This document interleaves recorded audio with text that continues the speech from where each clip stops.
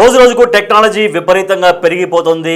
ఆ technology పెరుగుతున్నట్టుగానే cyber నేరగాళ్లు కూడా అంతే స్థాయిలో రెచ్చిపోతున్నారు. సైబర్ మోసాలు, సైబర్ నేరాలు విపరీతంగా పెరిగిపోతున్నాయి. ఈ సైబర్ నేరాల్ని అరికట్టడం కోసం కేంద్రం ఫోకస్ చేసింది. సంచారి సాతి అనే కొత్త యాప్ను కేంద్రం తీసుకొచ్చింది. సో ప్రతి స్మార్ట్ ఫోన్లో ఇది ఫ్రీగా ఇన్స్టాల్ చేయబోతున్నారు. సంచార్ సాతి యాప్ను కేంద్ర ప్రభుత్వం తీసుకొచ్చింది. ఇప్పుడు వాడుతున్నటువంటి ప్రతి స్మార్ట్ ఫోన్లో, ఇక కొత్తగా తయారు కాబోతున్నటువంటి స్మార్ట్ ఫోన్లలో ఎలాగూ ఉంటుంది. ఇప్పుడు ఎప్పటి నుంచో మీ చేతులలో ఉన్న స్మార్ట్ ఫోన్లో కూడా ఫ్రీగా ఇది ఇన్స్టాల్ కాబోతోంది. మొబైల్ సంస్థలకు టెలికాం సంస్థ కీలకమైన ఆదేశాలు జారీ చేసింది. సో దీని ద్వారా సంచార్ సాతి యాప్ ద్వారా సైబర్ మోసాలకి పూర్తి స్థాయిలో చెక్ పెట్టొచ్చు అని కేంద్రం భావిస్తోంది. అందుకే ప్రతి స్మార్ట్ ఫోన్లో ఫ్రీగా ఇన్స్టాల్ చేయబోతోంది. ఈ మేరకు మొబైల్ సంస్థలకు టెలికాం సంస్థ కీలక ఆదేశాలు జారీ చేసింది. అయితే ఈ యాప్ను దేశీయంగా తయారు చేసినట్లు అధికారులు వెల్లడిస్తున్నారు. ఐఎంఈఐ నెంబర్ దుర్వినియోగం పైన యాప్లో ఫిర్యాదు చేసుకోవచ్చు. పోగొట్టుకున్న ఫోన్ వివరాలు నమోదు చేసే వెసులుబాటు ఇందులో చేసుకోవచ్చు. అనుమానాస్పద కాల్స్, ఎవరైనా మిమ్మల్ని పదే పదే కాల్స్ చేసి ఇబ్బంది పెడుతున్నా, లేదంటే మీకు ఏదైనా థ్రెటనింగ్ కాల్స్ వస్తున్నా, అనుమానాస్పద కాల్స్ వస్తున్నా, మెసేజ్లు వస్తున్నా బ్లాక్ చేసుకోవచ్చు, రిపోర్ట్ చేసేటువంటి అవకాశం ఉంటుంది. సో దాంట్లోనే అదే యాప్లో ఇదిగో ఈ నెంబర్ నుంచి, నాకు ఈ పలానా నెంబర్ నుంచి నాకు ఇబ్బందులు పెడుతున్నారు, నన్ను వేధిస్తున్నారంటూ మీరు దాంట్లోనే ఒక కంప్లైంట్ రేజ్ చేయొచ్చు. అట్లా రిపోర్ట్ చేసే అవకాశం ఉంది. నవంబర్ 28 నుంచి అమల్లోకి కొత్త రూల్, అంటే మొన్నటి నుంచే ఈ అమల్లోకి కొత్త రూల్ వచ్చేసింది. టెలికాం భద్రతను బలోపేతం చేసేందుకే ఈ యాప్ రూపకల్పన చేయడం జరిగింది. అయితే కొత్త యాప్ పైన ప్రతిపక్షాలు విమర్శలు చేస్తూ ఉన్నాయి. సో ఈ యాప్ సంచార్ సాతి అని కేంద్ర ప్రభుత్వం తీసుకొచ్చింది. దాంట్లో పౌరుల భద్రతకు భరోసా ఉంటుందని చెబుతున్నారు. దాంట్లో ఎటువంటి కంప్లైంట్స్ అయినా కూడా అదే యాప్లో మీరు రేజ్ చేయొచ్చు అని చెప్తున్నారు. అయితే ఈ కొత్త యాప్ పైన ప్రతిపక్షాలు విమర్శలు చేస్తున్నాయి. గోప్యతకు భంగం కలిగిస్తున్నారంటూ కాంగ్రెస్ నేత కేసీ వేణుగోపాల్ ఆరోపిస్తున్నారు. అంటే పూర్తిగా దాంట్లో మన మొబైల్ యాక్సెస్లో మనం దేంట్లో యాక్సెస్లో అవుతున్నాము, ఏమేమి చూస్తున్నాము, ఎవరెవరితో మాట్లాడుతున్నాము, ఎక్కడెక్కడికి వెళ్తున్నాము అనే దానిపైన పూర్తిగా ఆ యాప్ ద్వారా మొత్తం బహిర్గతం అవుతుంది. కాబట్టి వ్యక్తి స్వేచ్ఛకు, వ్యక్తి గోప్యతకు అవకాశమే లేకుండా పోతుంది. ఆ గోప్యతకు భంగం కలిగిస్తున్నారు అని కాంగ్రెస్ ఆరోపిస్తుంది. ఈ మేరకు కాంగ్రెస్ నేత కేసీ వేణుగోపాల్ ఆరోపిస్తున్నారు. ఈ యాప్ ద్వారా వ్యక్తుల యొక్క స్వేచ్ఛ కోల్పోవాల్సి వస్తుంది, గోప్యతకు భంగం కలిగిస్తున్నారంటూ కేసీ వేణుగోపాల్ ఆరోపిస్తున్నారు. రాజ్యాంగంలోని ఆర్టికల్ 21కి ఇది విరుద్ధం అంటూ కామెంట్స్ చేస్తున్నారు. రాజ్యాంగంలోని ఆర్టికల్ 21 అంటే వ్యక్తుల యొక్క గోప్యతకు ఎటువంటి భంగం కలగకూడదు, వ్యక్తి హక్కు అది, తన రహస్యం, తన గోప్యత అనేది తనకు ఉన్నటువంటి హక్కు, ఆ హక్కుకు భంగం కలిగించొద్దు అనేది ఆర్టికల్ 21లో పొందుపరచబడి ఉంటుంది. అటువంటి ఆర్టికల్ 21కి ఇది విరుద్ధంగా ఉంది అంటూ కామెంట్స్ వస్తున్నాయి. సోషల్ మీడియాలో జోరుగా చర్చ సాగుతోంది. ప్రతి భారతీయుడిని ట్రాక్ చేసే డిస్టోపియన్ సాధనంగా వెల్లడి. ప్రతి భారతీయుడి యొక్క ఇక నిత్యం వాళ్ళు చేసేటువంటి కార్యక్రమాలు కావచ్చు, అతను ఎక్కడికి వెళ్తున్నాడు, ఏ ఏరియాలో ట్రావెల్ చేస్తున్నాడు, ఎవరిని కలవడం మీన్స్ అంటే ఏ ప్లేస్లో ఉన్నాడు, ఎక్కడ ఎంతసేపు ఉంటున్నాడు అనే దానిపైన ప్రతి ఒక్క భారతీయుడిని కూడా ట్రాక్ చేస్తుంది. కాబట్టి ఇది వ్యక్తి యొక్క గోప్యతకు పూర్తిగా భంగం కలిగిస్తుంది అంటూ ఆరోపణలు వస్తున్నాయి, విమర్శలు వస్తున్నాయి. ప్రతి భారతీయుడిని ట్రాక్ చేసే డిస్టోపియన్ సాధనంగా వెల్లడి. పెగాసస్ ప్లస్ అని కాంగ్రెస్ ఎంపీ కార్తీ చిదంబరం దీన్ని విమర్శిస్తున్నారు. పెగాససే కాదు, పెగాసస్ను మించనట్టమాట. సో పెగాసస్ ప్లస్ పెగాసస్ అనేదే వ్యక్తుల యొక్క గోప్యతను, వ్యక్తుల యొక్క రహస్యాలని టోటల్గా మొత్తం బహిర్గతం చేసేటువంటి ఒక ప్రాసెస్. దాన్ని పెగాససే కాదు, పెగాసస్ను మించి, పెగాసస్ అంటే వ్యక్తుల యొక్క స్వేచ్ఛను పూర్తిగా హరించి వేస్తోంది. పెగాసస్ కాదు, ఇది పెగాసస్ను మించి, పెగాసస్ ప్లస్సే ఈ సంచార్ సాతి అంటూ కాంగ్రెస్ ఎంపీ కార్తీ చిదంబరం ఆరోపిస్తున్నారు. నియంతృత్వానికి ఇది నిదర్శనం అంటూ ఆదిత్య ఠాక్రే చెబుతున్నారు. సో మరి ఈ యాప్ మోసాలపైన ఫిర్యాదు చేసేందుకు ప్రభుత్వం తీసుకొచ్చిన సంచార్ సాతి యాప్ ఇకపై సెల్ ఫోన్లో తప్పనిసరిగా ఉండబోతుంది. దేశీయంగా తయారు చేసే, దిగుమతి చేసుకుంటున్న సెల్ ఫోన్లలో ఈ యాప్ తప్పనిసరిగా ఇన్స్టాల్ చేయాలని తయారీదారులు, దిగుమతిదారులను టెలికాం విభాగం ఆదేశించింది. నవంబర్ 28 తేదీతో విడుదలైన ఈ ఆదేశాల ప్రకారం, అంటే మొన్న రిలీజ్ అయ్యాయి ఈ ఆర్డర్స్, 90 రోజుల్లో అంటే 3 నెలల గడువు ఇచ్చారు. ఈ 3 నెలల గడువులో దేశంలో ఇప్పుడు ఎంతమంది దగ్గర స్మార్ట్ ఫోన్లు ఉన్నాయో, ఎవరెవరైతే స్మార్ట్ ఫోన్లు వాడుతున్నారో ఈ 90 రోజుల్లో ఆ ఫోన్లలో ఇన్స్టాల్ చేసి తీరాలంటూ టెలికాం సంస్థలకు ఆదేశాలు జారీ చేసింది కేంద్ర ప్రభుత్వం. 90 రోజుల్లో ఈ ఆదేశాలు అమలు కావాల్సి ఉంది. ఫోన్లో సంచారి సాతి యాప్ ఫ్రీ ఇన్స్టాల్ అయి ఉండాలి. ఫోన్ల వాడకాన్ని ప్రారంభించినప్పటి నుంచి ఈ యాప్ పనిచేయాలి. ఫోన్ నుంచి ఈ యాప్ని తొలగించే వీలు ఉండదు. ఇప్పటికే దేశీయంగా తయారైన దిగుమతి చేసుకున్న విక్రయానికి ఉంచినటువంటి ఫోన్లలోనూ సాఫ్ట్వేర్ అప్డేట్ ద్వారా ఈ యాప్ను ఇన్స్టాల్ చేసుకునేలా చూడాలని నిర్దేశించింది. అంటే ప్రతి మొబైల్లో ఇప్పుడు తయారు కాబడ్డ మొబైల్లో ఇప్పటికే ఉపయోగిస్తున్నటువంటి మొబైల్స్లో ఈ యాప్ తప్పనిసరి 90 రోజుల్లో అన్ని ఫోన్లలోకి రావాలి అంటూ టెలిఫోన్ సంస్థల్ని ఆదేశించింది కేంద్ర ప్రభుత్వం. రైట్, మరి ఈ సంచారి సాతి వల్ల నిజంగా కేంద్ర ప్రభుత్వం భావిస్తున్నట్టుగా రక్షణ ఉంటుందా, లేదంటే ప్రతిపక్షాలు విమర్శిస్తున్నట్టుగా ఇది వ్యక్తుల గోప్యతను మరింతగా భంగం కలిగిస్తుందా అనే దానిపైన విమర్శలు వస్తున్నాయి. మా ప్రతినిధి శివ ఢిల్లీ నుంచి మరింత సమాచారం ఇస్తారు. రైట్ శివ, ఇప్పుడు సంచారి సాతి యాప్ని చాలా పకడ్బందీగా కేంద్రం తీసుకొస్తుంది. మొత్తం 3 నెలల్లో అన్ని ఫోన్లలో ఫ్రీగా ఇన్స్టాల్ చేయాలని ఇప్పటికే ఆ టెలికాం సంస్థలకు ఆదేశాలు కూడా జారీ చేసి ఉంది. సో దీనిపైన వస్తున్నటువంటి విమర్శలు ఏంటి, దానికి కేంద్రం చెప్తున్న ఆన్సర్స్ ఏంటి? రాజేష్, సైబర్ మోసాలపై కేంద్ర ప్రభుత్వం కట్టడి చేయాలని ఒక యాప్ కూడా తీసుకొచ్చింది. సంచార్ సాతి యాప్ కేంద్ర స్మార్ట్ ఫోన్ లో కూడా ఇన్స్టాల్ చేసుకోవాలంటున్న మొబైల్ సంస్థలతో టెలికాం కూడా ఆదేశాలు జారీ చేసింది. ఈ యాప్ అనేది దేశీయంగా తయారు చేసినట్టు కూడా అధికారులు వెల్లడించారు. ఐఎంఈ నంబర్ కూడా యాప్ లో క్రియేట్ చేస్తున్నారు. ఇక పోగొట్టకుండా ఫోన్ వివరాలు నమోదు చేసే వ్యక్తులు కూడా ఈ యాప్ కూడా తీసుకోవచ్చు అనేది కూడా ప్రధానంగా సంచార్ సాతి యాప్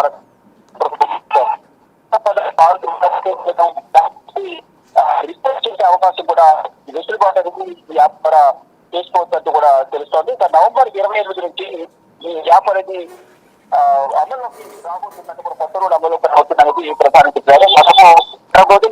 అనేది ఇంప్లిమెంట్ అవుతుంది. టెలికాం భద్రతను బలోపేతం చేసేందుకే ఈ యాప్ లో రూపకల్పన చేసినట్లు టెలికాం సంస్థ చెప్తోంది. కొత్త యాప్ పై ప్రతిపక్షాలు విమర్శలు చేస్తుంది. సంస్థగత వ్యవహారాలు వేణుగోపాల్ తీవ్ర విమర్శలు చేస్తున్నారు. అంటే భద్రతకు కలిగి కూడా వ్యవహరిస్తున్నారని ఆయన వ్యాఖ్యానించారు. రాజ్యాంగంలోని ఆర్టికల్ 21 విరుద్ధంగా ఈ యాప్ తీసుకొచ్చారు. దీని ద్వారా ఈ గోప్యతకు భంగం కలుగుతుంది అంటూ కూడా ఆయన కామెంట్ చేస్తున్నారు. అంటే సోషల్ మీడియాలో దీనికి సంబంధించి జోరుగా చర్చ కొనసాగుతుంది. ప్రతి భారతీయుని ట్యాగ్ చేస్తే విశ్వసనీయత సాధనంగా వెల్లడిగా దీన్ని వినియోగిస్తున్నారంటూ కూడా కేంద్ర ప్రభుత్వంపై ప్రతిపక్ష పార్టీలు విమర్శలు చేస్తున్నాయి. గతంలో కూడా పెగాసస్ డబుల్ ప్లేస్ అంటూ కూడా కాంగ్రెస్ ఎంపీ కార్తీ చిదంబరం ఆరోపించారు. మాజీ కేంద్ర మంత్రి చిదంబరం కుమారుడు కార్తీ చిదంబరం ఎవరుస్తున్నారో తమిళనాడు చెందిన వ్యక్తి కాంగ్రెస్ నేత ఈ పెగాసస్ డబుల్ ప్లేస్ అంటూ కూడా వ్యాఖ్యానించారు. ఇక అదే ఇది ప్రతిపక్ష పార్టీలు నియంత్రించేందుకు సాధారణంగా దీన్ని వినియోగిస్తున్నారంటూ కూడా నిదర్శనం ఆదిత్య ఠాకరే విమర్శించారు. సంబంధించిన శివసేన పార్టీకి సంబంధించిన ఆదిత్య ఠాకరే ఇక్కడ విజయ వ్యాఖ్యలు చేశారు. మొత్తంగా చూస్తుంటే ఈ సైబర్ నేరాల నుంచి కాపాడేందుకు మేము ఈ యాప్ ని తీసుకొస్తున్నామని కేంద్ర ప్రభుత్వం చెబుతోంది. కానీ సంబంధించి కానీ వారికి నచ్చిన వారి వివరాలను సేకరించేందుకు ఈ యాప్ ని వినియోగించేందుకు కేంద్ర ప్రభుత్వం సిద్ధమవుతున్నట్టు కూడా ప్రతిపక్ష పార్టీకి విమర్శించారు. కానీ ఇప్పటికే ఈ యాప్ ను ప్రతి ఒక్క ఫోన్ లో ఇన్స్టాల్ చేసుకోవాలంటే కూడా కేంద్ర ఆధికారిక అన్ని టెలికాం సంస్థలు కూడా ఈ స్మార్ట్ ఫోన్లలో నెక్స్ట్ ఏదైతే ఫోన్లు రిలీజ్ చేస్తారో స్మార్ట్ ఫోన్ సంబంధించిన కంపెనీలన్నీ కూడా ఈ యాప్ ను ఉండేలా తీసుకోవాలి. ప్రతి ఒక్కరు కూడా లేని వారు యాప్ ను డౌన్లోడ్ చేసుకోవాలి, ఇన్స్టాల్ చేసుకోవాలి. సంచార్ సాతి అనే యాప్ అనేది కూడా కేంద్ర ప్రభుత్వం చెప్తారు. తదనంతరంగా ఎటువంటి మోసాలు జరగకుండా, మోసాల బారిన పడకుండా అందరూ కూడా అప్రమత్తంగా ఉండాలని కేంద్ర ప్రభుత్వం చెబుతోంది. కానీ విపక్ష పార్టీలు చేస్తున్నాయి. వ్యక్తిగత కేసులు భంగం కలిగేలాగా ఈ యాప్ ఉపయోగపడే అవకాశం ఉంటుంది. దీని ద్వారా ప్రభుత్వం కూడా మిస్యూజ్ చేసే అవకాశం ఉంటుందని విపక్ష పార్టీలు ఆరోపిస్తున్నారు. దానిలో భాగంగా కేసీ వేణుగోపాల్, కార్తీ చిదంబరం, ఆదిత్య ఠాకరే కేంద్ర ప్రభుత్వం తీసుకొచ్చిన యాప్ వ్యతిరేకంగా విమర్శలు చేస్తూ ఉన్నారు. Right, thank you Shiva. కేంద్ర ప్రభుత్వం సైబర్ నేరాల్ని అరికట్టేందుకు సంచారి సాథీ అనే యాప్ను తీసుకొచ్చింది. మొత్తం ఇప్పుడు 90 రోజుల్లో 90 డేస్లో ఇప్పుడు ఉన్నటువంటి మొబైల్ సంస్థలన్నీ కూడా స్మార్ట్ ఫోన్లలో ఫ్రీగా ఇన్స్టాల్ చేసి తీరాలి అంటూ 90 డేస్ గడువు విధించింది మొబైల్ సంస్థలకు కేంద్ర టెలికాం సంస్థ.